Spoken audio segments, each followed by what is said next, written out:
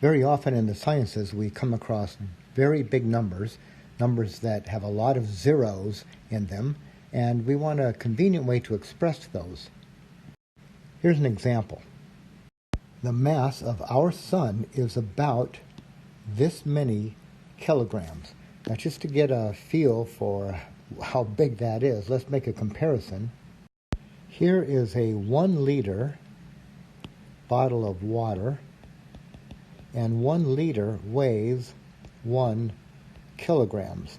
So the mass of our sun is this many of these water bottles. Now, the mass of the sun, I counted this up here. All these zeros, it turns out there's 30 zeros in here, and that makes, of course, this number very inconvenient to write. So we're going to write this in another notation, and that's going to be scientific notation. The scientific notation takes advantage of these powers of 10. So for example here's some powers of 10. So if you have 10 to the first, that's just 1 times 10. If you have 10 squared, that's 10 times 10, which is 100. Do a few more. 10 cubed is 3 tens being multiplied here. 10 times 10 times 10, which is 1,000. We can do one more. 10 to the fourth, this is 4 tens in this multiplication, which is 10,000. Now, maybe you can see a pattern here. Look at what we're starting with, 10 to some power, and our result has a 1 followed by, in this case, 1 0. When the exponent is 2, our result has a 1 followed by 2 zeros.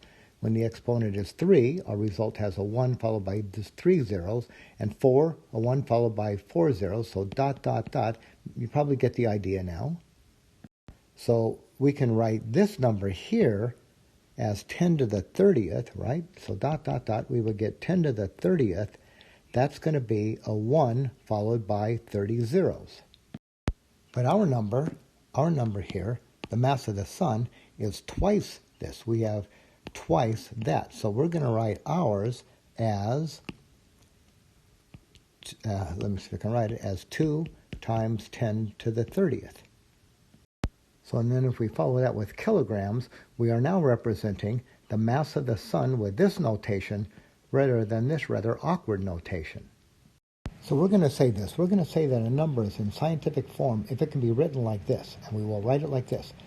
You'll have some integer here, like we have a 2, and then you'll have a decimal point, and then you'll have some numbers out here, and then times 10 to some number.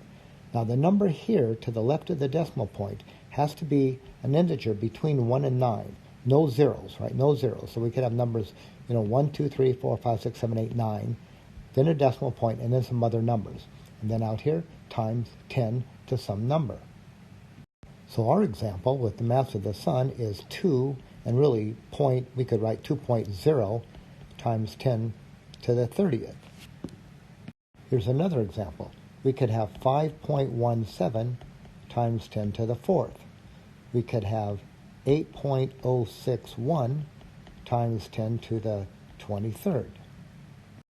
Here's some examples of how we can convert a given number to scientific notation.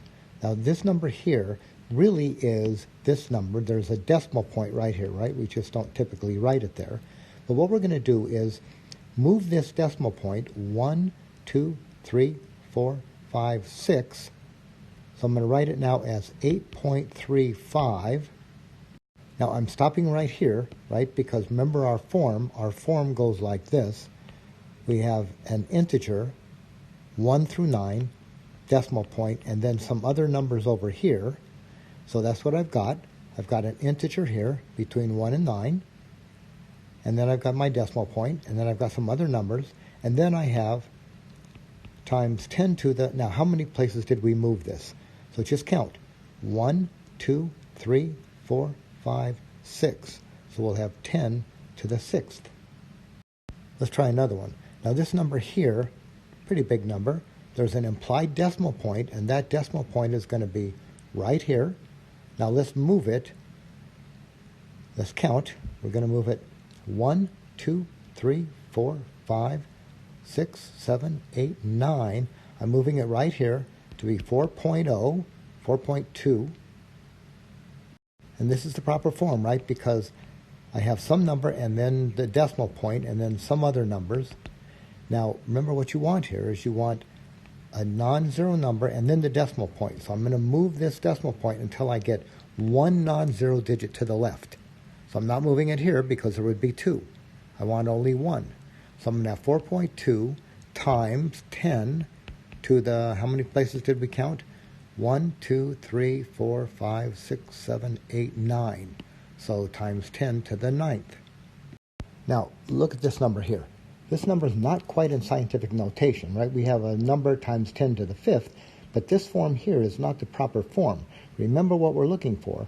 We're looking for an integer here, and then a decimal point, and then maybe some other numbers out here. Now, our number here has 1, 2, 3 digits to the left.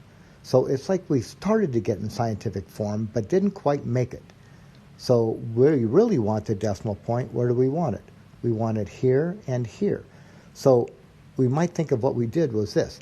Just to get the decimal here, we moved it, 5 places to the left.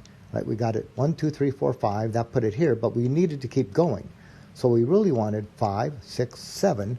So what we really want here is 7.654 times 10 to the 7th.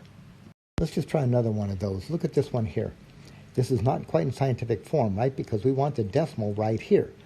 Now, to get it here, look what we did. We counted 12. So we must have had a decimal, and then we counted 12 places to the left, but that only got us here.